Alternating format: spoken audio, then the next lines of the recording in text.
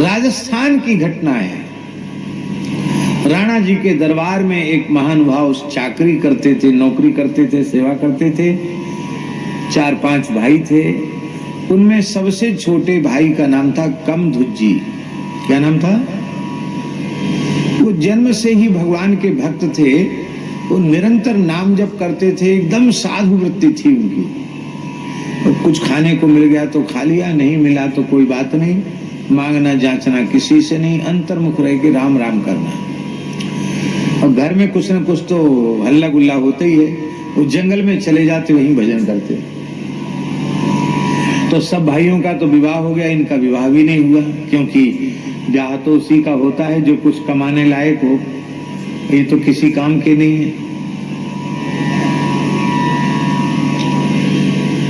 तो घर में एक चर्चा चली कि भाई देखो, सब तो कमाते हैं, ये ही नहीं कमाता। खाता तो है, कमाता है नहीं।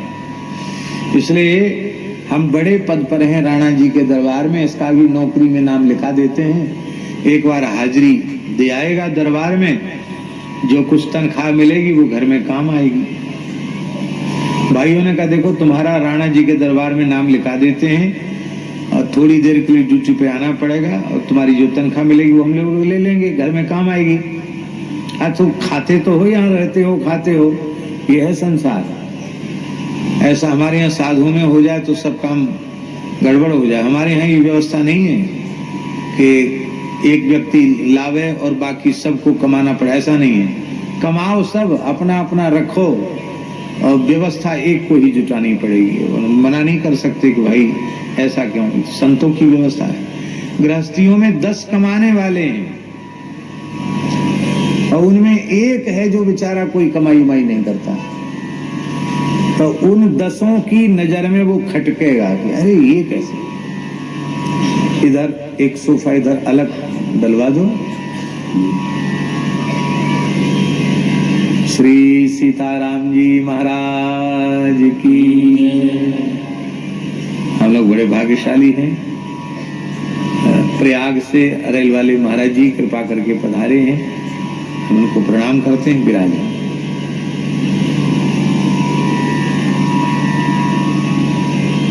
जय जय श्री सीताराम। कमधुज्जी ने मना कर दिया। कमधुज्जी बोली हम तो राम जी के नौकर हैं, हम किसी राजा महाराजा के नौकर, हम राणा जी के नौकर नहीं हैं। बोले तुम यहाँ खाते तो हो। तो उन्होंने कहा कि आप लोगों को बुरा लगता है हमारा भोजन करना, नहीं करेंगे भोजन, जंगल में ही रहेंगे। यहाँ रहे तो बोले यहाँ रहेंगे भी नहीं, जंगल में रहेंगे, भजन करेंगे। तो क्या खाओगे वहां? तो बोले आप इसकी चिंता छोड़ दो, अब आप लोगों को खाना अच्छा नहीं लगता, रहना अच्छा नहीं रहेंगे, नहीं खाएंगे, जंगल में ही रहेंगे। भाई नाराज हुए, बड़ा बैरागी छांट रहा है। वहां जंगल में रहेगा, मर जाएगा वहां भूखे प्यासे, तो कौन जलाएगा तुझे, दाग कौन देगा? तो कमधुज्जी बोले कि आप लोगों को कौन देगा? अरे बोले हम तो गृहस्थ हैं, हमारे लड़के बच्चे हैं, सब हमारा संस्कार करेंगे। तुम्हारे जैसे थोड़ी ही ऐसी डोल रहे हो, किसी काम के नहीं। अरे यहाँ मरोगे तो कोई ना कोई भाई भतीजा अग्नि तो मुखाग्नि तो दे देगा, वहां मर जाओगे कौन देगा?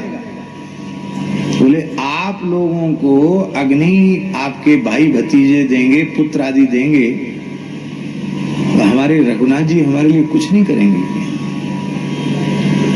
इसलिए राम जी के सहारे हमको छोड़ दो। और वो चले गए। घर वालों ने सोचा कि ऐसे थोड़ा नाराज हुआ है, भूख लगेगी फिर आ जाएगा, लेकिन वे तो परम वैराग्यवान थे, जंगल में गए तो फिर लौट के नहीं आए। परिवार वालों ने भी कोई संपर्क संबंध नहीं किया, क्योंकि संसार ऐसा है कि जिससे स्वार्थ की सिद्धि की आशा होती है उससे संसार अपना संबंध जोड़ता है, रखता है। स्वार्थ की पूर्ति नहीं हो रही है तो क्या लेना देना, ऐसे कितने आए कितने गए। किसी ने इनकी खोज खबर नहीं ली, और भजन करते करते करते करते अपनी आयु पूर्ण करके उनका शरीर शांत हो गया जंगल में।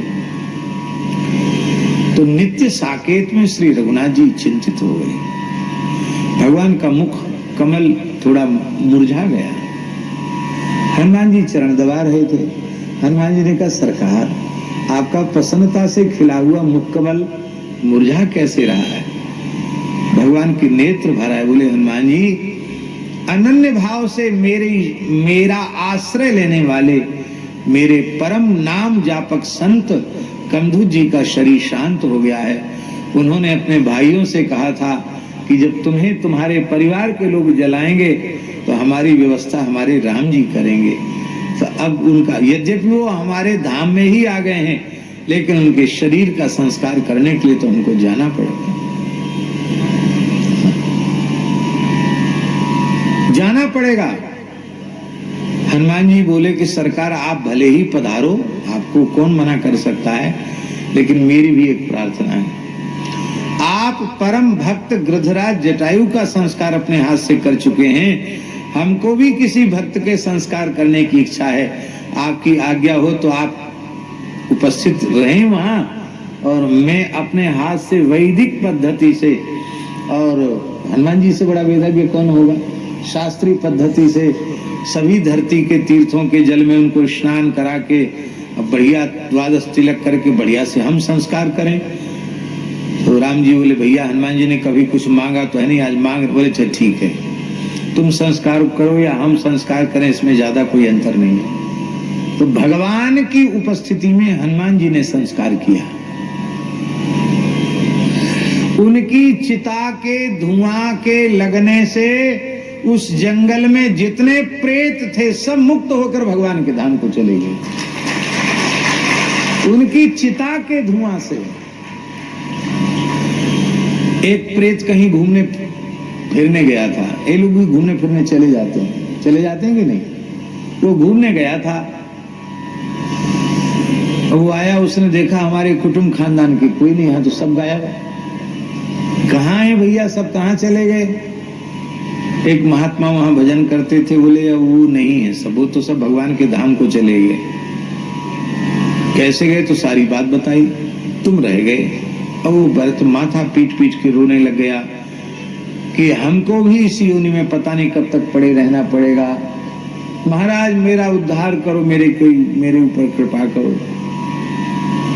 तो संत की महिमा का स्मरण करके उन संत ने जिस स्थल पर कंधुज जी का दाह संस्कार हुआ था, वहां कोई अग्नि नहीं थी, संस्कार का कोई चिन्ह भी वहां नहीं रह गया था, पर जहां कंधुज जी का संस्कार किया गया था वहां कुछ कंडा लकड़ी डालकर जैसे ही अग्नि चैतन्य किया, उस धुआं के लगने से भी वो प्रेत मुक्त हो गया जो बाकी रह गया था। भक्त की महिमा, आहा, भगवान भी वर्णन नहीं कर